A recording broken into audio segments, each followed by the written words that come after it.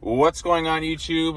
JT is reborn here, and welcome back to another edition of After the Movie. Currently in my theater parking lot right now. I just got done watching Ghostbusters Frozen Empire, the latest entry in the Ghostbusters series, and I'm here to give my quick thoughts on it. But I guess beforehand, I'll give my thoughts on some of the other Ghostbusters movies, since I just rewatched them all this week, that are in this canon. I'm not revisiting Ghostbusters 2016 ever again. That was a miserable hit. So that's still the lowest of the low in terms of that franchise. But Ghostbusters 1, great, all-time classic, very funny, very creative, very inventive. It's a great movie. Ghostbusters 2 is definitely a big step down, I think, from the first film. There's some funny stuff in there for sure. I thought Janusz was probably the standout, and Rick Moranis has some good stuff. But it definitely felt like kind of more of the same. But like I said, there's some good elements to it. Ghostbusters 2016 obviously is just one I do not enjoy at all. I thought that was kind of a miserable set. Like, what a waste of people who've been talented in other things. But the less said about that one, the better. I feel like the internet's already said their piece about that film. Ghostbusters Afterlife, I actually think is pretty good. I still think that's the best of the Ghostbusters sequels. It definitely tonally is a bit different, but given it had a smaller group of characters, it had a more focused and emotionally driven story, where it kind of felt like, there's still a lot of like nostalgic callbacks, but it kind of felt like its own unique flavor. Now we have this new film, Ghostbusters Frozen Empire. The Spengler family has moved to New York. They're living in the firehouse right now at this point, and they're trying to live out their days as Ghostbusters. Somebody brings in this crazy like artifact, and then it unleashes this big frozen ghost or whatever, this frozen god deity thing or whatever, that's encasing everything in snow and winter and all that other stuff. So what did I think of Ghostbusters Frozen Empire? After watching it, I'm going to say that this movie is purely just all right. That's kind of the best way to describe it. I think this movie is all right. Don't think it's really bad. Don't think it's all that great or very like super funny or anything like that. And it doesn't have like the emotional like story-driven approach that the previous film had, especially with the passing of Egon and the characters and all that. I think my biggest problem with Ghostbusters Frozen Empire is I think there's too many people in this movie, and the film doesn't necessarily know what to do with them. I mean, we have so many characters now, and trying to juggle and balance them all and trying to give them stuff to do, half the time we're just kind of left wondering, like, does this really work? Does this not? Kind of the main character, once again, from the last one is Phoebe Spengler. Now, she was great in the last movie, and she's pretty good here. She's the teenager of the group, and her friend Podcast kind of shows up a little bit from time to time. Like I said, everyone's kind of in New York right now. You have her brother, played by Finn Wolfhard, who really doesn't get much to do in this film, really kind of at all. Paul Rudd is back, and, Paul Rudd's still kind of likable in his, role that he has there. Then you got the mom. Then you got some of the original Ghostbusters. Then you got Janine. And then you have some more characters kind of thrown in this thing. Walter Peck comes back, and he doesn't really have the laughs that he had in the original film. Now he's the mayor of New York, and I don't know, maybe it's just because he's gotten older, but his comedic timing's just not quite there, and he's like, he was so jerky in the first film, and it just really kind of worked, but here it felt a little bit kind of underwhelming. There's a few funny bits, like, around him, I guess, but yeah, so some of the old Ghostbusters come back. Then you have kind of this new group of Ghostbusters. They're sort of like these people, like that Winston kind of has together, like this new research lab for battling ghosts, and then you have this other character who comes in, who was sold this artifact that contains this evil presence to Ray Stan's in there as well. He's in there. Then Patton Oswalt's in there, and you can see where I'm kind of going with this. This is a very, very packed cast. Oh, and Finn Wolfhard's sort of girlfriend from the last movie is in here too, and she doesn't really get much to do as well. So it just kind of is like a really packed cast, and I don't really feel like there wasn't enough for everyone else to kind of do. Oh, and Phoebe also befriends a ghost. Like, the most interesting thing I think about this movie, there is something going on between Phoebe and this ghost she sort of befriends. I feel like it was kind of like, that was kind of a neat idea. I thought about, okay, like, what if somebody kind of befriends a ghost? Kind of like Casper, which I guess is technically canon with the Ghostbusters movies, based on Ray kind of showing up in, the first Casper film, although he kind of just gave up, so it makes you wonder if the Ghostbusters ever went back to capture Casper. But kind of the friendship between a human and a ghost, I think, like I said, in a movie like Casper, that's kind of the focal point. I think it really works. Here, they kind of dive into it just a little bit, but it's kind of it's not fully like fleshed out enough. I think because there's just so many other characters in this film. Slimer's in there for a little bit because, of course, you got to have Slimer in this thing. Because, like I said, it's Slimer. He's the most popular of the ghosts, obviously. There's some kind of neat-looking gadgets at times. They have one where it's kind of a drone ghost trap, and, you know, it's the family in New York and stuff, too.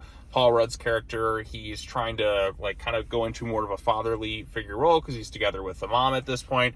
He's still got that likable presence to him, and there's a few kind of funny bits in the movie, I guess, but the villain, it takes so long to kind of get to this setup with the villain, if you will. And by the time it's kind of done, like, it's a little bit underwhelming. I thought, like, the ice concept was kind of neat, but they don't really show too much of the destruction.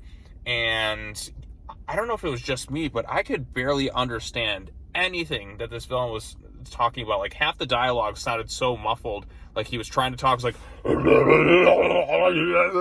like, I'm like, what are you saying? Like, I needed subtitles to understand what this, like, demon-type god frozen monster thing was saying half the time. It was kind of a cool-looking design, and I think the idea of, you know, freezing people to death is kind of neat, but we really didn't get too much of it. Like, it takes a really long time to set up its plot, and by the time it's finally gets going, we're already kind of at the end of the movie. And I would have liked a little bit more of an interesting story kind of leading up to it. Like I said, I think the concept of Phoebe befriending this ghost is kind of a neat one.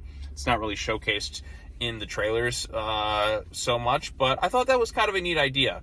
And, like, she's still a good, like, you know, actress. She still does the part well, and she sort of befriends Ray and kind of has this little dynamic with him going on, and he wants to kind of, like, enjoy his later years doing what he loves. Winston's kind of a little bit against it.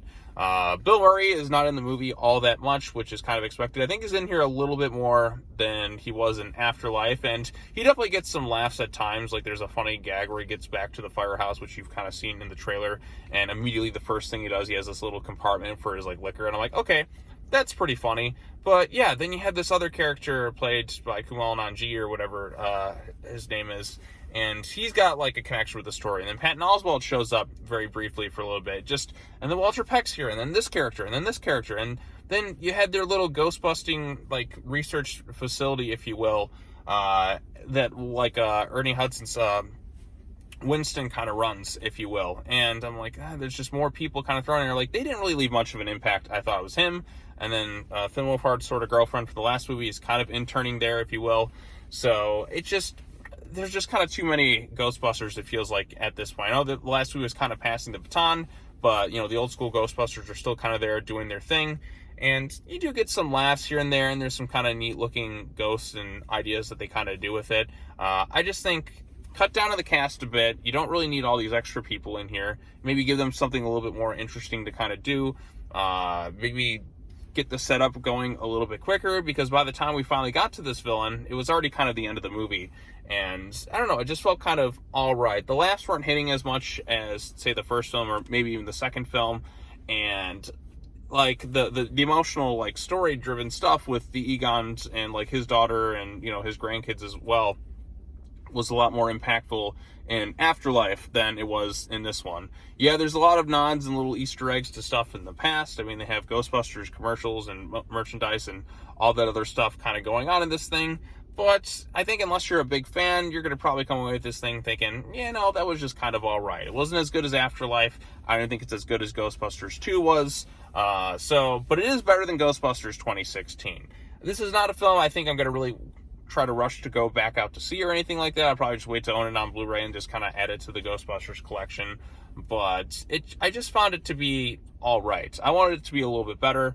Definitely don't dislike it, but don't really like it all that much. There's a few kind of neat things in there.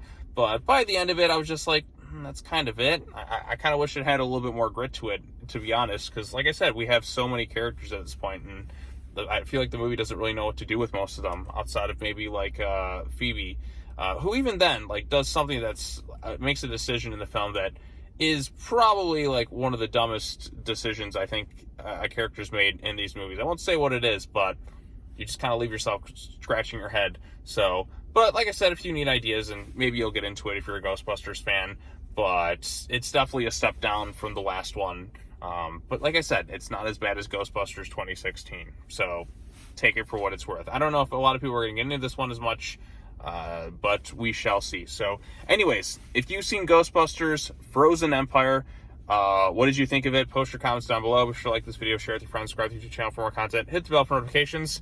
I know next week I'm seeing another movie about something that has to deal with Frozen and also has the word Empire in the title, so that'll be interesting. But even then, like the stuff in the trailer you've seen with all the destruction, that's kind of cut down in this thing, so it makes me believe that there actually is a much longer cut of this movie probably out there. It probably fleshes things out a bit more now that I think about it, because I remember a lot more destruction showcased in the trailer than I actually saw in the movie, so it makes me wonder what was cut down in this thing. So there's probably a longer cut out there, and I'd probably be more open to watching that, because like I said, this movie has so much setup, and then when we get to like the final stuff, it's just kind of and again, like the original Ghostbusters kind of had that stuff, but it moved along at a quicker pace, and it was funnier and more interesting stuff with the characters going on than what we got in here. So, but anyways, that's all I have to say. Thanks so much for watching, everybody. As always, take care now. Bye-bye then, and I will see you all in the next video. Peace out.